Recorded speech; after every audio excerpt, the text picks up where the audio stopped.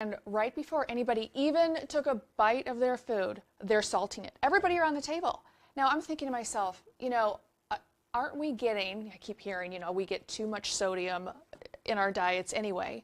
And everybody's salting food that probably already is salted, right? And I want to know, really, what harm are we doing by adding more salt to our food? Yeah, so you're exactly right. We only need about 2,000 milligrams of sodium a day. Maybe a little bit more, maybe a little bit less, depending on if you've got some underlying medical conditions. The average American gets 3,500 milligrams of sodium, so a tremendous amount of sodium.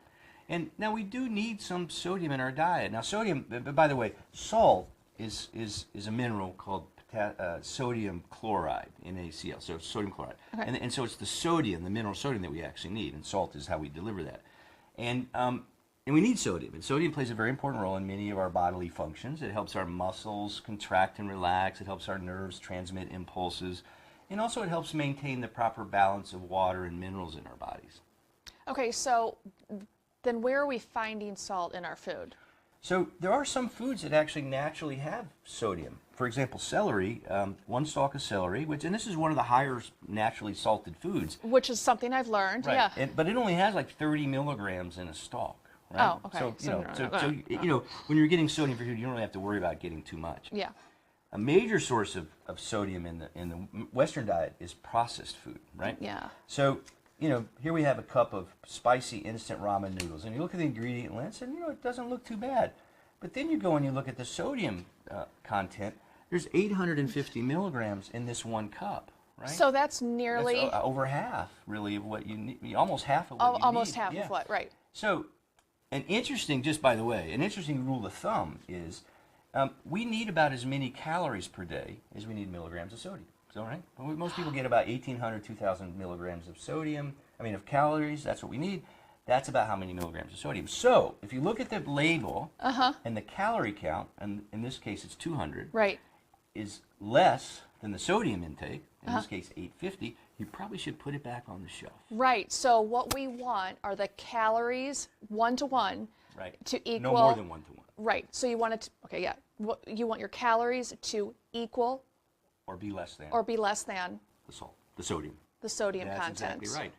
Now the other major source is salt, actual salt. And, one problem that I've seen is, many people when they adapt a healthier diet, we have this presumption that, say, Morton's table salt is somehow more unhealthy than these other kinds of salt. So they'll switch to like pink Himalayan salt. That sounds fancy. Or kosher salt. But in fact, here we have a black truffle sea salt.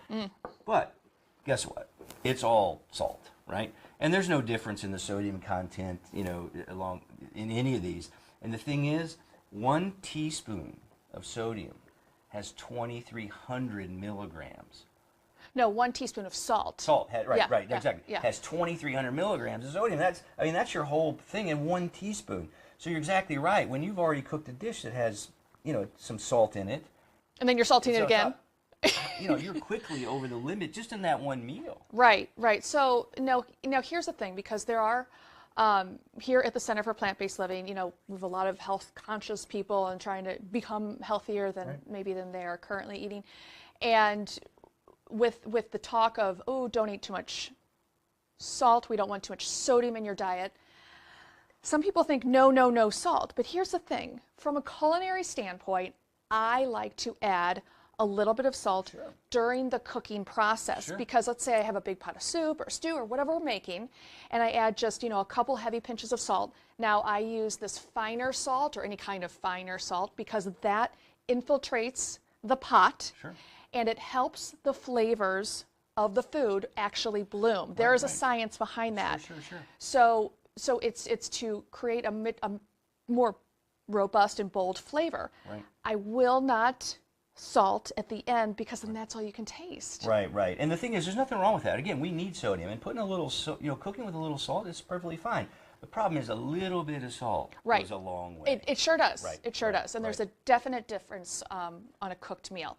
Okay, so now we know where to get this salt. What happens if we have too much? Right, which most people do, right? Yeah. So it can cause a lot of issues, right? So it can cause us to retain fluid because the salt draws fluid in. right? Yeah. It can cause your blood pressure to go up. There's Okay. clear evidence that a high sodium diet increases blood pressure. It can increase your risk for heart disease. It can create inflammation, which contributes to that. Blood pressure contributes to that. It actually, most people don't know this, but it also can leach calcium out of our bones and increase the risk for osteoporosis. It can lead to bone loss, a high salt diet over time. So there's a lot of reasons from a health standpoint not to overdo it with the salt. Yeah, clearly. Okay, so tell you what, I have a couple of favorite snacks, but one that I find myself eating a lot of is popcorn. Right. So let me show you how I like to flavor up popcorn with hardly adding any salt at all. Wow, I can't wait to try that. I know, That's let's do it. amazing.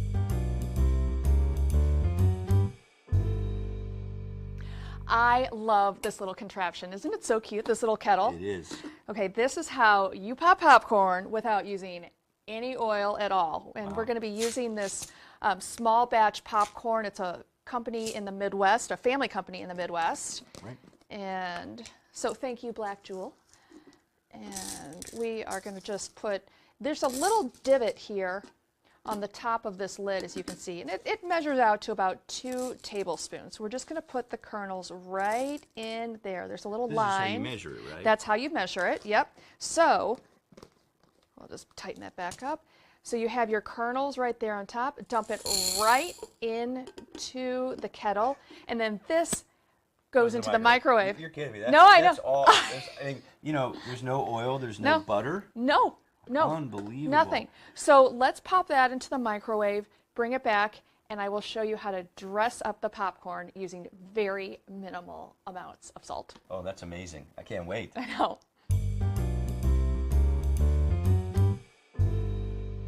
Okay, you ready to dive in? Popcorn is ready. And by the way, you can find this on our Amazon store.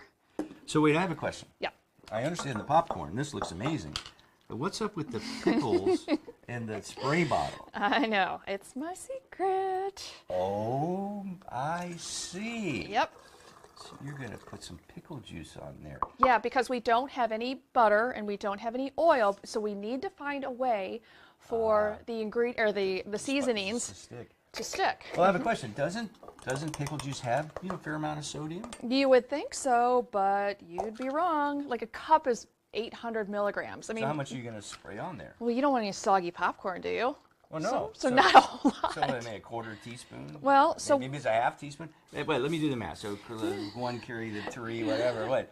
So half a teaspoon. You're talking maybe 4-8 milligrams of sodium. oh yeah, not in there, not right? much, Holy not much. cow. I mean, there's probably more in a pickle than Right, more right. than we're going to spray Okay, on okay. this. Let's do so it. just real soft. Get in there, toss it around. You can hear it. How do you do it? And then we're going to add in, this is nutritional yeast, Yeah. so it's a deactivated yeast that tastes very cheesy, so we're going to have some cheesy popcorn.